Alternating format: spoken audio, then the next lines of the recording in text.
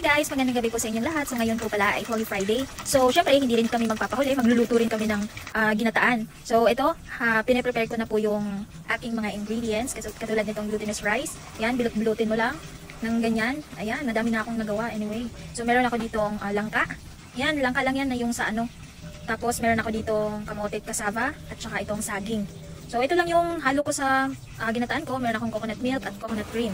So dito, nagpapakulo na rin ako ng pinapalambot ko na dito yung kamote at yung cassava ko na may coconut milk yan. Nilagay ko na yung coconut milk dyan.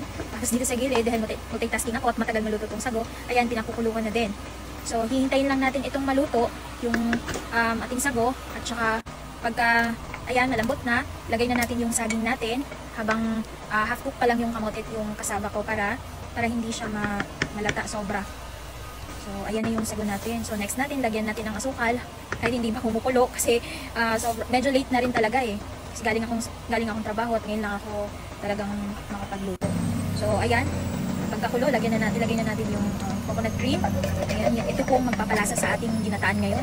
Talagang ito yung magbibigay ng lasang gata. Ayan. So, halu-haluin mo lang hanggang ito'y lumapot.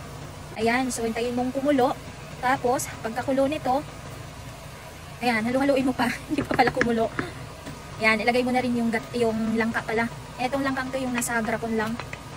Yung yung jam na langka. Tapos, lastly, yung glutinous rice. Ayan, mapagkamalan nyo yung fishball ha. Hindi po yan fishball, glutinous balls po yan. Ang pangit no, glutinous balls. Ayan, kapag lumutang na yung nilagay nyong glutinous rice, ayan, lumutang, yung mga bilog-bilog na yan, ibig sabihin, luto na. So, tingnan nyo naman yung ginataan ko. Diba? Parang napaka-yummy ng tingnan, no? Yan. Ayan. Tapos yung kamote, o yung dilaw na kamote. Yan, maraming saging, maraming halo yan. Kahit hindi yan colorful na ginataan, pero kasi mahirap maghanap dito ng pangkulay ng ginataan eh.